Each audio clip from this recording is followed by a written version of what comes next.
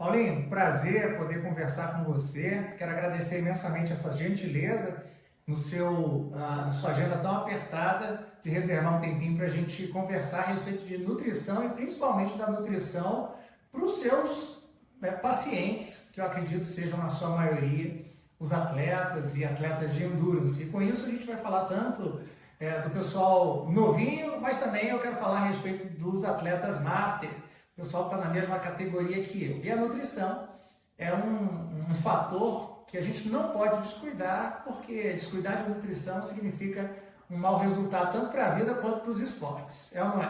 Perfeito. Eu que agradecer o convite. Para mim é sempre um prazer, um privilégio poder participar de qualquer tipo de disseminação de informação, né, Fabiano?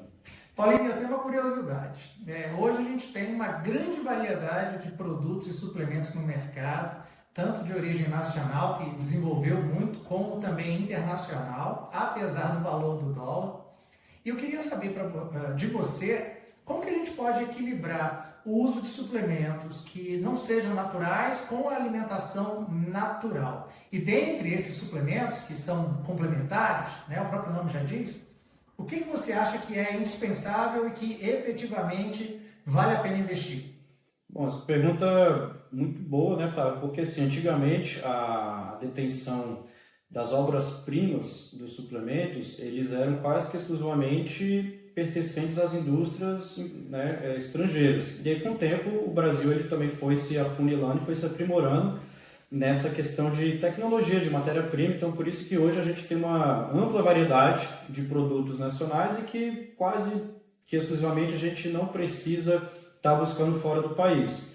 E quando a gente fala desse tipo de suplementação, o que realmente é um complemento, o que realmente é um suplemento, a gente tem que pensar primeiro, o que a gente consegue obter majoritariamente pela nutrição, pela alimentação cotidiana, e o segundo ponto, a gente fazer aquele equilíbrio entre o mundo real, o mundo ideal e aquele abismo que separa essas duas vertentes.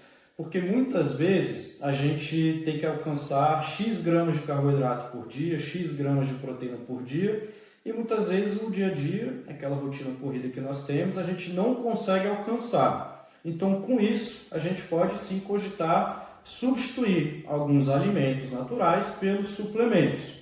Mas observe que aqui é uma fala do tipo mais por uma versatilidade do que por uma necessidade ou obrigatoriedade. Agora, de fato, existem alguns suplementos que a gente não consegue obter por meio de uma alimentação natural. Esses aqui a gente pode evidenciar que são suplementos que têm nível A da ciência, né? Nível A de padrão de certificação científica, que é a creatina.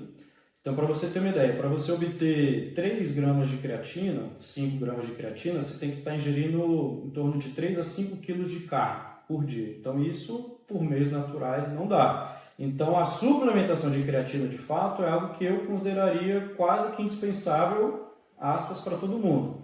A beta-alanina também é um suplemento de nível evidência padrão A e que a gente não consegue obter por meio de uma alimentação natural, e até mesmo o nitrato. O nitrato ele também é um suplemento que tem nível A de evidência, só que para ele ter um efeito ergogênico, os estudos mostram quantidades que vão de 400 até 500, até 600 miligramas por dia. Quantas beterrabas eu tenho que comer? É tipo isso. Então, uma beterraba média para grande, ela vai ter ali 250 gramas.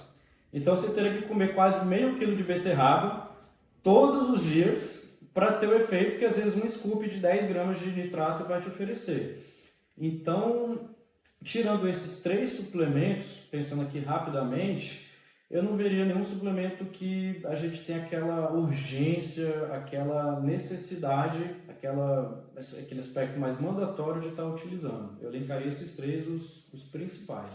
Paulinho, a creatina hoje ela é vista não só como um suplemento para a energia física, mas também gerando benefícios mentais. Você confirma essa história que tem se falado, que tem se contado a respeito da creatina? Essa seara da creatina, ela ainda está em pesquisa, tá? Então, nos últimos 4 anos, foi durante a pandemia que começou-se a tentar fazer essa analogia entre a utilização da creatina e se a gente obtinha alguma benesse quanto ao campo neurológico, né? Porque o que é a creatina? A creatina é um tripeptídeo, ela é uma proteína composta ali por 3 aminoácidos e ela funciona como um soluto no nosso corpo. E todo soluto ele vai precisar de um solvente. No caso, o solvente da creatina é o citoplasma ou o sarcoplasma das células, que é a parte líquida de todas as nossas células. Então essa creatina ela vai entrar dentro da célula para dissolver. Só que quando ela faz esse processo, ela está trazendo alguns nutrientes com ela. Ela está trazendo mais glicose, ela está trazendo mais aminoácidos, ela está trazendo mais vitaminas, mais minerais. Então é como se ela fosse uma transportadora de todos esses nutrientes para dentro da sua célula. E aí, se a sua célula tem mais nutriente disponível, ela consegue estar mais bem nutrida e consegue exercer as suas funções de uma forma mais íntegra. E aí começou-se a pensar, pô, se o músculo acontece isso, por que será que nos neurônios também não pode acontecer? E aí começou-se a estudar se o uso da creatina no citoplasma dos neurônios também traria esses benefícios. Só que ainda não existem estudos que corroborem efetivamente que sim, trazem benefícios. Então, os estudos, em sua grande maioria, não é que eles são contraditórios, mas eles não conseguem bater o martelo, no sentido, eles pegam um grupo que usa creatina e um grupo que não usa. Tem trabalho, eles fazem lá os testes e tudo, né, com pessoas que têm algum tipo de neurodegeneração, demência, Parkinson, Alzheimer, algo nesse sentido. E tem estudo que mostra que teve melhorias, e tem estudo que mostra que não teve melhorias. Só que aquela coisa, né, Flavião, pelo sim, pelo não, como não existe risco, não tem efeito colateral, não vai trazer nenhum malefício adjunto, a gente acaba utilizando. E aí as doses acabam sendo menores para esse público, mas afirmar que de fato funciona é cedo. É uma esperança. É uma esperança, com certeza. Paulinho, para a gente encerrar essa conversa muito boa, porque eu sei que a sua agenda está sempre lotada, quais são as principais dicas, orientações nutricionais que você traz para quem hoje faz atividade física, seja na academia, por lazer ou o atleta de meia idade? Flávio, eu acho que se eu pudesse simplificar a resposta, eu diria busque sempre a individualização, a personalização. Porque hoje, como a gente reside num mundo completamente conectado, às vezes a gente acaba anulando as nossas necessidades reais, né? Muitas vezes aquela frase do Clube da Luta, compramos o que não precisamos para agradar pessoas que não conhecemos com dinheiro que não temos.